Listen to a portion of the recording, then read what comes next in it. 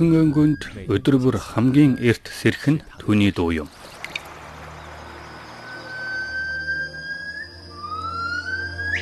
Энэ дуу нэгэн цагт бүрэн балдрах шахсан.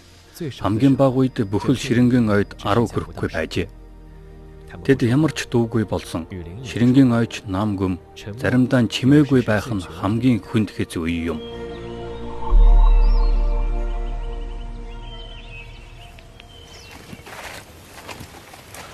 Тэднийг мөрдөхин тулд судлаачид өглөөний 4 цагт ууланд гардаг. Насны хүрсэн гиббонууд өөрөмөгч дууны хээлэ байдаг.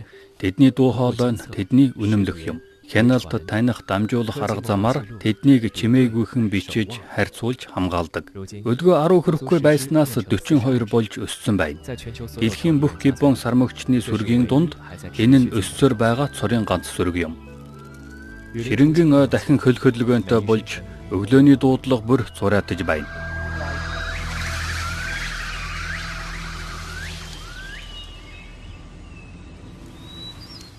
Умард нутгийн агаараас бас нэгэн цураа сонсогдож байна. 1981 онд иймэрхүү шувууны жиргээ бараг устсан байжээ.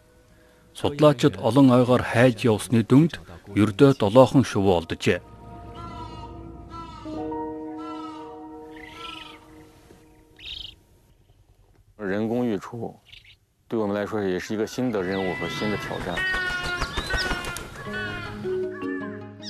Сүүлийн 40 жилийн хугацаанд хиймэл үржүүлэх, байгальд зэрлэг шүүлэх, өс нутаг дамнсан хамгаалалтын ачаар хязгаарлагдмал тархацтай ердөө 7хон байсан жигүүртэн шувуу өнөөдрийн 10,000 гаруй болтлоо өсчээ.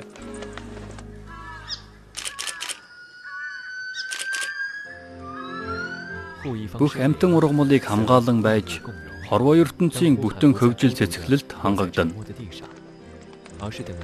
Түмэн бодисын цуураа дуулдаж буйн байгаль экологийн хамгийн сайн хариулт юм.